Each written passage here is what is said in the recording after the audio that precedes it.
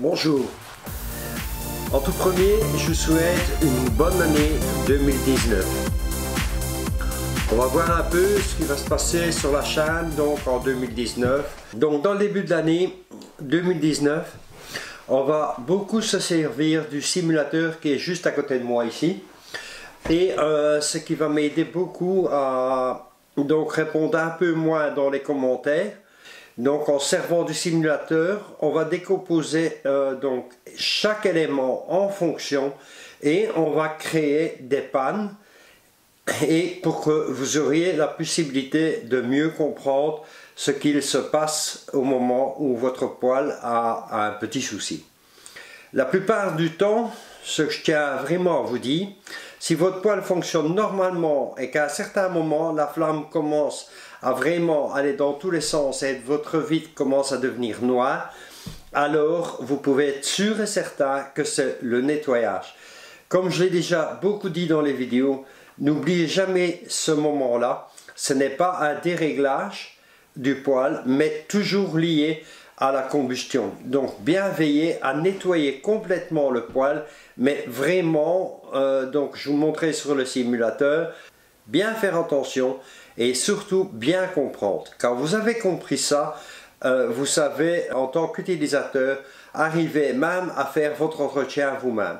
Maintenant il y a des personnes qui ne désirent pas faire leur entretien, mais par contre là ils pourront mieux apprécier la personne qui va venir faire leur entretien et vivre le moment, je vais dire, avec lui et lui en parler, et cet endroit-ci et cet endroit-là, et n'ayez pas peur de parler avec votre technicien, que vous compreniez mieux comment fonctionne votre poêle de manière à agir plus rapidement. Et grâce à cette chaîne, vous allez de plus en plus pouvoir utiliser des termes où le technicien va comprendre, et même si vous devez l'appeler un jour, par téléphone, vous pouvez déjà l'aider, ce qui lui donnera la possibilité d'arriver par exemple chez vous avec la bonne pièce directement, quoi. Si toutefois il y a besoin d'une pièce. Maintenant, pour ma part, en 2019, mon objectif est celui-ci. On va créer donc notre propre marque de poêle. Il existe déjà un modèle. Premier modèle, il y aura une deuxième version, donc version RR en premier, et une version canalisable donc de ce modèle. Mais version canalisable est le plus silencieux possible. Et surtout, comme vous l'avez déjà certainement compris sur la chaîne, et si vous tombez bêtement sur cette vidéo, parcourez un peu les vidéos de la chaîne et vous allez comprendre. Toujours le même état d'esprit que le client final puisse arriver à faire son entretien donc entièrement lui-même. Ça lui donne un avantage pour les personnes qui aiment bien bricoler. Maintenant, pour les personnes, ils préfèrent c'est un technicien qui est chez eux faire le boulot. Eh bien, quel qu'il soit, il va se trouver super à l'aise sur ce poêle-là. Et de plus, le poêle est prévu pour faire un entretien avec une certaine rapidité qui est vraiment même impressionnante. Donc, il sera très vite fait. S'il est très vite fait, cela vous coûtera moins cher en main d'œuvre et vous serez super content donc de ces modèles de poêle, parce que dès le départ, on pourrait même appeler ça les ingénieurs main sale. Ces poêles sont étudiés de manière à pouvoir faire un entretien très rapidement. Donc ça, c'est ce qui va se passer en 2019. Ils seront commercialisés dans un premier temps en Belgique, comme ils sont déjà pour le moment, mais seront commercialisés donc là à partir de 2019 sur notre propre marque et avec nos propres critères et surtout nos propres composants à l'intérieur du poêle. Donc tout ce qui va être électronique et électromécanique sera sélectionné par nous, et la façon de câbler les poêles sera vraiment spéciale aussi, de manière à avoir un poêle avec une extrêmement grande fiabilité. Donc tout sera basé sur la fiabilité et la facilité de faire l'entretien. Donc un poêle assez intéressant. Malheureusement, comme je l'ai dit dans la chaîne, dans le début, hormis le deuxième modèle qui va sortir juste après, on aura un peu de mal à avoir des températures de cheminée basses. Donc on va légèrement perdre en cheminée, je ne vous le cache pas, mais grâce à cette perte, ça vous donne un avantage d'être extrêmement rapide pour faire l'entretien. Même une dame, c'est pas que je dis qu'une dame c'est faire moins de choses qu'un homme, loin de là, parce que personnellement j'ai ma belle-fille qui travaille dans l'entreprise et j'aime autant vous dire qu'elle est redoutable. Elle fait un travail incroyable, elle est spécialisée donc en robotique pour tout ce qui est le domaine espace vert, vraiment sa spécialité, et elle travaille dans le poêle au pellet avec moi. Mon fils se consacre uniquement donc sur tout ce qui est le gros matériel espace vert. Voilà, comme ça vous savez, notre secteur d'activité est pas seulement dans le domaine du poêle au pellet, mais diversifié aussi en espace vert. Maintenant, quand nous allons commercialiser cette marque, elle sera commercialisée dans un premier temps en Belgique et puis dans un deuxième temps en France, parce que j'ai remarqué qu'il y a énormément donc sur la chaîne de personnes qui habitent la France, qui regardent les vidéos, que j'estime d'ailleurs beaucoup. J'ai eu des contacts directs, donc il y a même des personnes qui se sont déplacées de France. Je les remercie énormément, c'est même très touchant pour moi. Je l'ai déjà énuméré d'ailleurs sur la chaîne.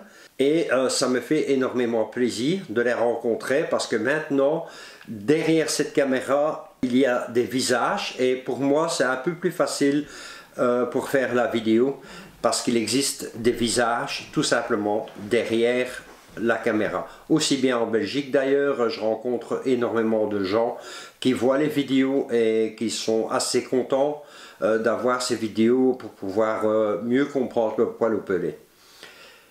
Voilà, en même temps que la marque sera créée un site internet où on pourra trouver donc tous les composants et des vidéos explicatives de l'utilisation du poêle, donc l'utilisation du display, des vidéos donc pour faire son entretien, ce qui vous permet donc de visionner et de faire l'entretien très facilement vous-même.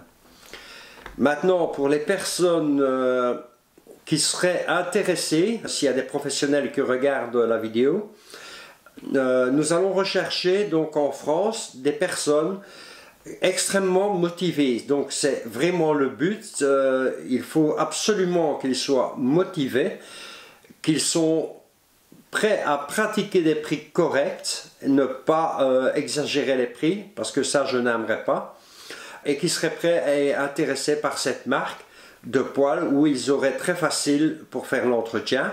Pour les personnes par exemple qui ne désirent pas faire leur entretien eux-mêmes, et la revente donc de cette marque de poêle en France. Si jamais il y a des professionnels français ou même une personne qui a envie de commencer dans le domaine du poêle au pellet, il n'y a pas de souci, elle peut rentrer en contact avec nous. On pourrait donc créer donc une formation pour lui de manière à ce qu'il soit hyper à l'aise dès le départ. Et on en parlerait d'ailleurs de cette personne sur la chaîne, de manière à ce que vous puissiez dire « Ah voilà, à tel endroit en France, on a un revendeur qui revend la marque ». Mais j'insiste beaucoup là-dessus, la formation est vraiment obligatoire. Donc, et puis on fait un test ensemble et on voit, donc on évalue un peu la qualité de la personne. Si elle a bien étudié, elle comprend bien le poêle, alors il n'y a aucun souci. Et on peut donc faire une vidéo ensemble même pour vous présenter, vous, utilisateur final. Voilà, j'espère avoir été un peu clair. Maintenant, dans la vidéo ici, on va déjà commencer, on va voir un des éléments, donc de A à Z, sur donc le simulateur que j'ai un peu bricolé là, ce qui va nous permettre de vraiment visualiser, et quand on visualise, on comprend tout de suite beaucoup mieux comment cela fonctionne. Et par la même occasion, on va donc parler des interactions possibles des composants si jamais il y aurait un souci. Donc on va vraiment créer des pannes et voir le comportement. Je tiens à vous dire qu'une nouvelle carte électronique est sortie. On va être 3 personnes dans l'aventure, donc dans la conception donc, de cette marque de poêle que je vous ai parlé. L'une des personnes est donc une personne qui s'occupe en fait de l'électronique même du poêle au pellet, et je n'utiliserai exclusivement que cette électronique. Je ne gagne rien pour ça, je tiens à le dire de suite. Donc un but financier pour parler de cette personne, c'est donc CESA électronique. Et pourquoi CESA électronique? C'est pas compliqué. Première chose, électronique extrêmement fiable, et une personne qui s'exprime en français parfaitement et qui adore son métier, et c'est vraiment sa passion aussi, et c'est pour cela d'ailleurs on est devenus amis entre temps. Et une autre personne qui s'appelle Renato, donc il y a Dominique pour ce qui est CESA électronique et Renato pour ce qui est la conception technique du poêle, donc la réalisation. Donc ces poêles seront fabriqués en Italie, et on est 3 personnes dans cette équipe, et on va donc mettre ces poêles vraiment au point pour l'utilisation intense, donc avec des composants de haute qualité. Voilà, ceci dit, je vais bouger la caméra de place et on va passer sur le simulateur pour déjà voir ensemble au moins un des composants dans cette vidéo. Donc nous voilà avec le simulateur. Donc tous les composants que vous voyez sont donc tous les composants qu'on retrouve dans un poêle appelé RE. Ils ont été mis à plat, un peu en situation réelle, de manière à ce que vous puissiez vraiment visualiser les choses. Donc on a ici le display, donc qu'il y a sur tous les poêles. Cette électronique, c'est celui dont je parle, donc CESA. Donc c'est l'électronique qu'il va avoir dans les poêles en question, sauf la carte mère, qui a une nouvelle carte mère sortie, qui est vraiment encore extrêmement évoluée, permet donc le Wi-Fi, enfin permet un tas de choses qui seront disponibles donc sur la nouvelle gamme de poêles. Donc on va démarrer le poêle.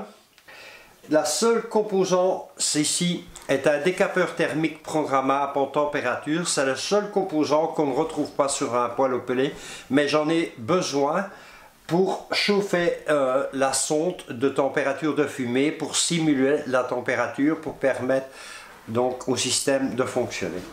Maintenant on va démarrer le poêle et je vous explique en même temps ce qu'il est en train de se passer. Là on l'a entendu biper, il marque allumage.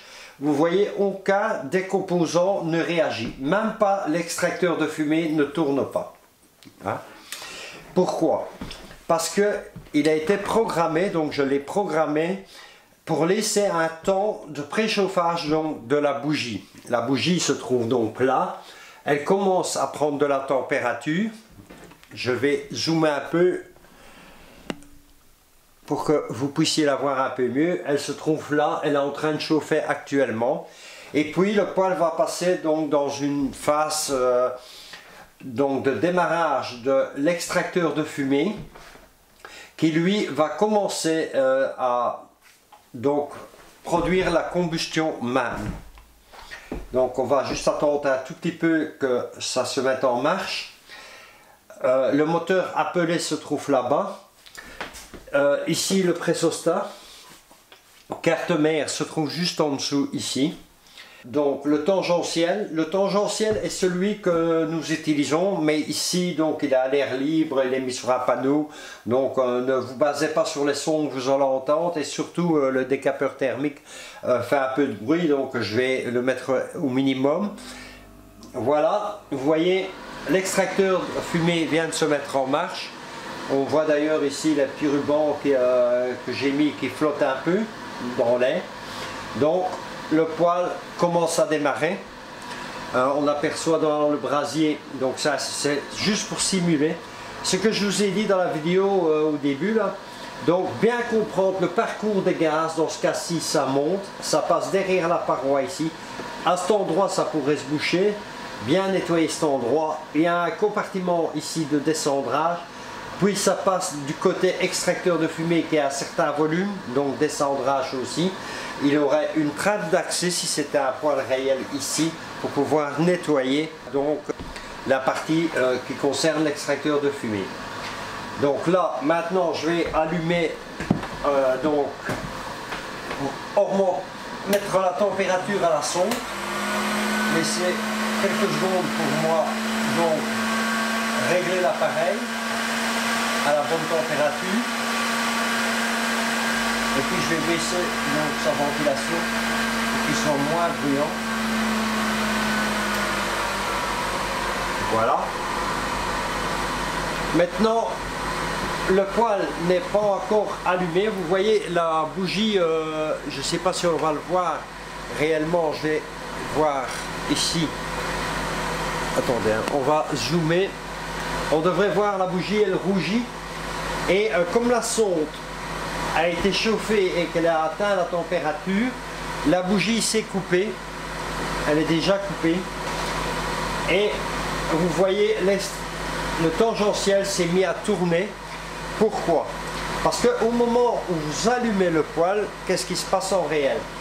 En réel, d'abord, la bougie chauffe. Rien ne se passe pour les autres composants. Peu de temps après, l'extracteur de fumée se met en marche.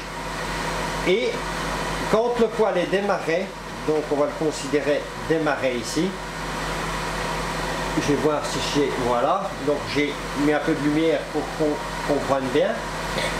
Le poêle est démarré, donc maintenant il est toujours marqué en phase d'allumage. Pourquoi? Parce qu'au moment où vous appuyez sur le display, il va démarrer donc en 3 étapes. Hein? 3 étapes vont se faire. La première étape, préchauffage. Deuxième étape, l'extracteur démarre. Et la troisième étape, la sonde repère la température et la présence d'une flamme. Et va considérer le poêle allumé. Jusque là, on va dire qu'aux environs de 50 degrés, il a repéré qu'il a une flamme. Et tout va bien. Aux environs de 60 degrés, il allume donc le tangentiel. Et le poêle pourrait être considéré allumé, mais il va passer par une phase de stabilisation. C'est d'ailleurs pour ça qu'il est toujours marqué allumage, malgré que tout fonctionnait déjà. Donc maintenant, le poêle est totalement démarré. À partir de là qu'il est marqué on, il y a aussi une chose que vous devez savoir. Le temps, il y a une programmation qui est mise pour que le poêle démarre. Donc le poêle n'a que, par exemple, 12 minutes ou 14 minutes. Dans ces 14 minutes, il doit avoir absolument atteint la température de référence à la sonde.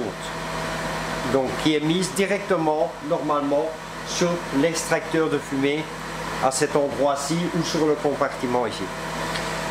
S'il n'a pas atteint cette température, imaginons que la flamme ait eu le temps de démarrer, hein, là on parle déjà d'une possibilité de panne, il a eu le temps de démarrer et on se trouve à la 10e minute, mais il n'a pas encore atteint la température de référence des 50 degrés à l'extracteur de fumée. Il ne lui reste qu'une seule minute pour atteindre cette température. Imaginons qu'il n'atteint pas cette température dans la minute s'il a été programmé sur 11 minutes pour le démarrage total. Automatiquement, même que le poêle est démarré, il passera en phase d'extinction et il va vous donner une information au display comme quoi il a raté son allumage ou par exemple qu'il n'aurait plus de pellet, hein, d'où dans les manuels d'utilisation que vous retrouvez 4 possibilités par exemple pour un problème. Donc faites attention, pour une personne, pour monsieur tout le monde, il est en train de dire qu'il a mal à la tête et en réalité c'est à son orteil qu'il a mal. Donc faites attention, parfois ça regroupe plusieurs informations et là vous devez vous baser sur le démarrage du poêle comme maintenant et voir à quel moment il est à souci. Maintenant, on va donc créer une panne en réel. Hein. On va tout simplement empêcher l'extracteur de fumée d'utiliser son codeur. Donc on va le mettre en panne. Je vais débrancher à la carte mère le codeur.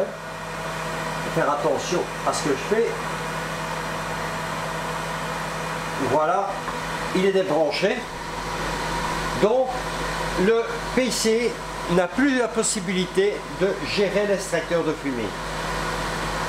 Il a un laps de temps qui est programmé, hein, et pendant ce temps, on ne sait jamais qu'il aurait le temps de recevoir de nouveau une information du codeur. S'il ne reçoit pas l'information correcte du codeur et la maîtrise du moteur, le poêle passera donc en sécurité. Et nous allons voir ensemble, je vous dirai ce qu'il est indiqué sur le display. Donc le poêle fonctionne, mais on ne sait pourquoi le codeur ne fonctionne plus. Vu que je l'ai tout simplement donc ici débranché. On va voir donc le temps de programmation qui a été mis pour considérer le poêle avec un souci. Voilà. Et il va nous envoyer, je vais vous lire l'information, expulseur de fumée défectueux. Donc, on voit très bien que le moteur d'extraction de fumée continue à tourner. Hein. La seule différence, c'est qu'il est mis en plein régime. Maintenant, il est passé en sécurité et ce qu'il nous affiche, c'est qu'il est en panne. Voilà, l'alarme se déclenche pour signaler, donc l'alarme sonore. Maintenant, on a belle à remettre la prise. Donc le codeur redonne des informations à la carte, mais ça ne sert plus à rien, trop tard, l'alarme est enclenchée et le poêle va d'office passer donc en extinction. Donc on va effacer l'alarme. Donc là vous voyez le codeur à quoi il sert. Donc il gère simplement la vitesse de rotation du moteur d'extraction des fumées. En fait, pour que vous compreniez bien son travail, c'est grâce à ça qu'on peut donc créer une combustion parfaite. C'est simplement ce petit composant qui surveille sa vitesse de rotation et nous en programmation qui lui dit tu dois tourner à 1550 tours par exemple et il tournera à 1550 tours 60 maximum et en deçà, donc un peu en dessous ou peu au-dessus, mais le but est qu'il va toujours garder une combustion parfaite. Donc en fait c'est cela qui va régler la combustion. Donc on a vu dans cette vidéo donc la panne d'un extracteur de fumée et vous voyez que malgré qu'il tourne encore, hein, il considère que c'est l'extracteur de fumée qui est en panne. Hein, ce serait trop compliqué en programmation et en information sur le display d'indiquer que c'est le codeur qui est en panne et pas nécessairement le moteur électrique. Voilà, j'espère que cette vidéo vous a plu. On se voit dans d'autres vidéos pour créer donc d'autres pannes et voir ensemble toutes les interactions possibles qu'il y a autour de chaque composant. Si cette vidéo vous a plu, vous me laissez un petit pouce bleu et à bientôt dans d'autres vidéos et merci beaucoup d'avoir regardé cette vidéo.